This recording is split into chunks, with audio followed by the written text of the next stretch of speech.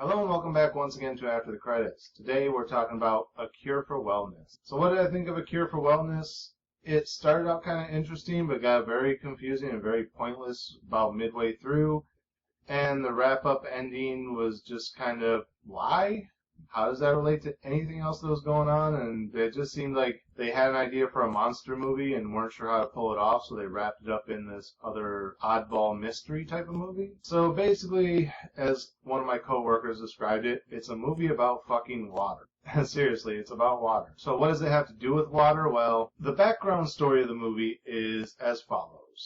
There's a CEO of a company who went on a retreat to a spa in the mountains of the Himalayas, and he was only supposed to be gone 2 weeks, and he sent a letter saying he wasn't coming back.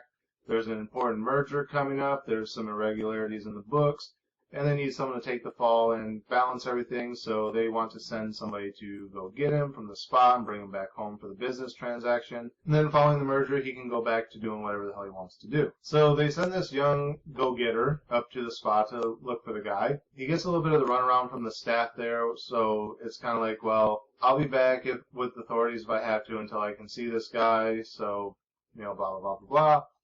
On the way back into town, he gets into an accident, and since it is a spa, they do have a medical staff, so he's taken back there to recover because he supposedly has a broken leg. They tell him that, he looks fatigued, it seems like he's been working too much. Maybe he should make use of the spa treatments while he's there. Basically, as he does more research into the spa treatments, he finds out that they basically focus on hydrotherapy, and it's this theory that all the blood therapy stuff that other spas do is kind of pointless considering the body is like 80% or 90% water, whatever the statistic is. So that by submerging ourselves into water and doing this hydrotherapy in water and staying hydrated, that we actually can undo a lot of the damage to our body, get rid of toxins and things like that.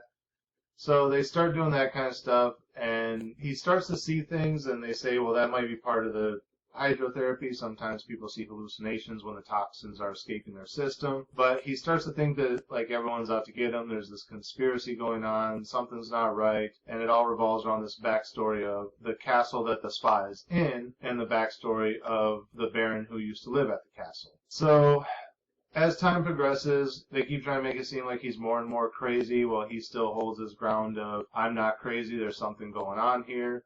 So he keeps trying to get out and go to the authorities. They keep stopping him. He gets sicker and sicker.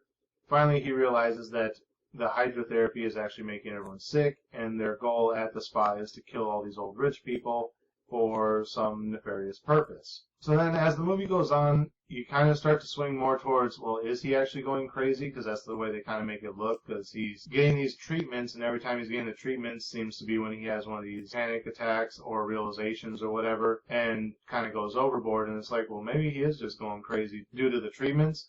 But then, like, everything that happens just kind of seems odd and out of place. So it's not like they're really masking the fact that it's actually happening. It's just they want you to believe when watching the movie that maybe he is going crazy, but a lot of the stuff that's happening is just too, like, out of place for it to be in his imagination. So you're like, well, obviously it's clearly happening, so he is right. It's just a matter of, are they going to fool him into thinking that he's imagining it? So then as it progresses, you find out that he's this really strong-willed character, so even when they start to make him believe that, you're just imagining things and it seems like he's going to give in, something happens where he snaps back to reality and he's like, no, I'm not imagining this. This is actually happening.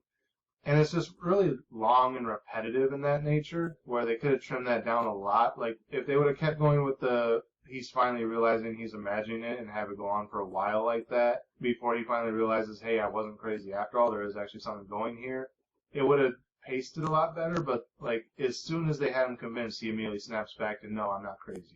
Then we find out what's actually going on here, and this is where the movie kind of takes a turn to where it's like, this doesn't really make much sense, I don't see the point in it. And this is going to be a spoiler for the end of the movie, so if you don't want to know how it ends, skip ahead to the ending for my wrap-up, I guess. But basically we find out that through the hydrotherapy, they're draining the life essence and life water out of all these old people, and they're using this distilled human essence as a type of, like, vitamin supplement to keep themselves young.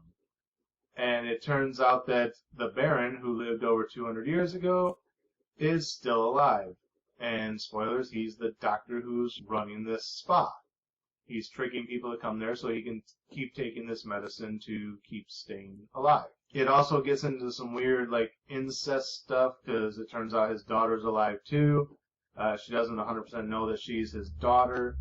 She thinks she's just there for treatment as well, but she's a special case. Basically, it comes down to the Baron is waiting for her to become a woman so he can impregnate her and continue his pure bloodline.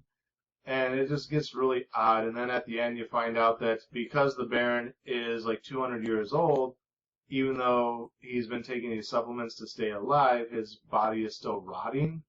So if you find out that his face is actually like a synthetic face, and it like peels off at the end and reveals like this grotesquely like decayed corpse of a face almost, kind of like the Mummy. But yeah, just really odd. So you can tell they like originally had this idea for a monster movie, like an essence sucking vampire zombie type of guy. But they tried to wrap it in this clever mystery of a movie, but the execution was really poor, like how one related to the other. Just, you're like, what the fuck is going on?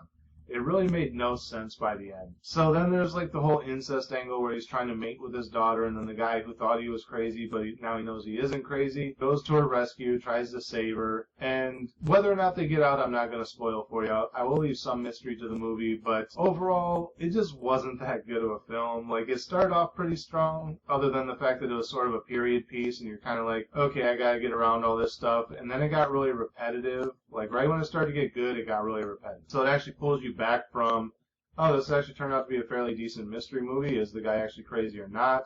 To, okay, clearly he's not crazy because they're constantly hammering this in.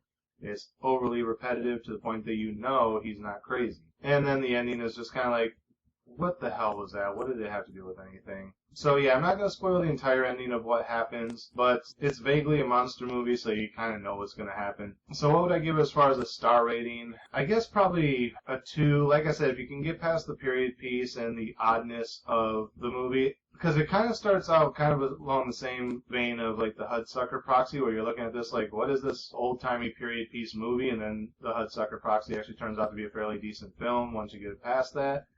This kind of starts out that same way, and then, you know, it kind of starts to pick up and then quickly goes back down and just stays down. So based on that, I can't give it more than a 2. I was going to give it like a 2.5, but it's just overly complicated and unnecessary. If they had just stuck to the whole mystery of, is the guy crazy or is he not? Is he really sick? Was he sick before he got there? Did they make him sick? And just kind of kept it this whole back and forth of, is he imagining all this type of thing? It probably would have worked out a lot better, but instead they just like force it home so much that you know he's not imagining it, and then the ending just comes out of nowhere to really just shut down the whole film. You know, it's like, it just didn't need to happen that way. They could have made a lot more impressive of a film out of this had they just been better writers, I guess. So yeah, there you have it. I give it a 2. So that's it for this episode. Again, as always, thank you guys for watching. Remember to like, comment, subscribe, share the video.